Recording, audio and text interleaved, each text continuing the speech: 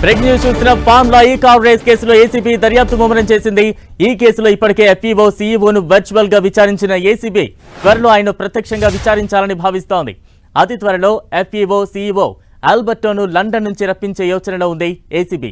మరోవైపు నిన్న ఈ కేసు విచారణకు ఎఫ్ఈఓ సీఈఓ ఆల్బర్టో వర్చువల్ గా హాజరయ్యారు. లండన్ నుంచి విచారణలో పాల్గొన్నారు.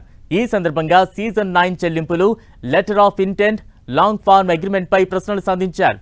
మరోవైపు ఇప్పటికే ఎఫ్ఈఓ సంస్థ ప్రతినిధులను వర్చువల్ గా ప్రశ్నించారు ఏసీబీ అధికారులు. రేసు నిర్వహణకు కుదుర్చుకున్న ఒప్పందాలు, నగదు చెల్లింపులపై ఆరా తీశారు.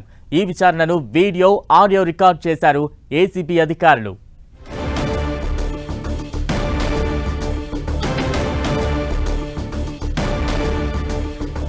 ఫార్ములా ఈ కార్ రేస్ కేసులో ఏసీబీ దూకుడు కొనసాగిస్తోంది. తాజా అప్డేట్స్ అందించేందుకు ప్రతినిధి సునీల్ సిద్ధంగా ఉన్నారు. సునీల్, తెలంగాణ రాష్ట్ర వ్యాప్తంగా తీవ్ర దుమారం రేపినటువంటి ఫార్ములా ఈ కార్ రేస్ కేసులో ఏసీబీ అధికారులు దర్యాప్తు ముమ్మరం చేశారు. ఇప్పటికే ఈ కేసులో మాజీ మంత్రి బీఆర్ఎస్ వర్కింగ్ ప్రెసిడెంట్ కేటీఆర్ ని సుదీర్ఘంగా విచారించి అతని యొక్క స్టేట్మెంట్ కూడా నమోదు చేసుకున్నారు. ఇక ఈ కేసులో ఫార్ములా ఈ కేసులో ప్రధానంగా ఒప్పందం కుదుర్చుకున్నటువంటి ఎఫ్ఈఓ కంపెనీ సీఈఓ ఉన్నటువంటి ఆల్బర్ట్ని నిన్న రాత్రి అంటే నిన్న ఈవినింగ్ సమయంలో అతన్ని వర్చువల్ గా అటు ఏసీబీ అధికారులు విచారించారు. గతంలో కూడా వర్చువల్ గా ఒకసారి విచారించాలి. నిన్న కొన్ని డౌట్స్ కోసం మరొకసారి అతన్ని వర్చువల్ గా హాజరు కావాలని గతంలో ఆదేశాలు జారీ చేసిన నేపథ్యంలో నిన్న రాత్రి అతను వర్చువల్ గా ఏసీబీ అధికారుల ముందు విచారణకు హాజరు కావడం జరిగింది. మొత్తం అతని దగ్గర నుంచి కీలక ఆధారాలు కూడా సేకరించారు.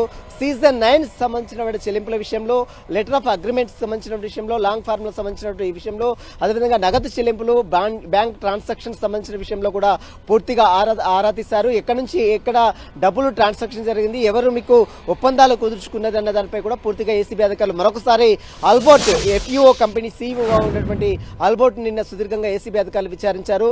ఇక ఈ రోజు మరొకసారి అతను ఇచ్చినటువంటి స్టేట్మెంట్ ని బేస్ చేసుకుని మరొకసారి ఏసీబీ అధికారులు అతనికి సంబంధించిన వివరాలు కూడా సేకరించే అవకాశం ఉంది. ఇప్పటికే ఈ కేసులో అటు అరవింద్ కుమార్ స్టేట్మెంట్ నమోదు చేసుకున్నారు, మరోవైపు బిఎల్ఎన్ రెడ్డి స్టేట్మెంట్ నమోదు చేసుకున్నారు, మరోవైపు మాజీ మంత్రి BRS working president KTR statement కూడా ఏసీబీ అధికారులు నమోదు చేసుకున్నారు. వైపు ఏసీబీ అధికారుల దర్యాప్తు కొనసాగుతుంటే మరోవైపు ఎన్ఫోర్స్మెంట్ డైరెక్టర్ అధికారుల దర్యాప్తు కూడా కొనసాగుతుంది. కాబట్టి ఈడీ అధికారులు కూడా ఆల్బర్ట్ ని విచారించే అవకాశం ఉంది.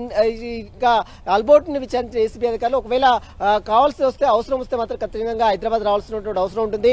ప్రత్యక్షంగా విచారణకు కూడా మీరు హాజరు కావాలని ఏసీబీ అధికారులకు ఆల్బర్ట్ కు సూచించినట్లు కూడా సమాచారం తెలుస్తుంది. కాబట్టి మరి ప్రత్యక్ష విచారణకు వస్తే మాత్రం ఆల్బర్ట్ ని అదుపులో తీసుకుంటారా, దీనికి సంబంధించినటువంటి ఇంకా ఎలాంటి ఎవిడెన్స్ కలెక్ట్ చేస్తారనే దానిపై కూడా చూడాల్సి చెప్పవచ్చు. మొత్తం మీద ఏసీబీ అధికారులు మాత్రం ఫార్ములా ఈ కార్ రేస్ కేసులో దూకుడు పెంచారని చెప్పవచ్చు. గతంలో విచారించిన స్టేట్మెంట్ బేస్ చేసుకుని నిన్న అటు ఆల్బర్ట్ ను కూడా విచారించారు. కాబట్టి మరొకసారి అతన్ని విచారించి అతని యొక్క స్టేట్మెంట్ కూడా ఏసీబీ అధికారులు నమోదు చేసుకునే అవకాశం ఉంది. Right, thank you Sunil.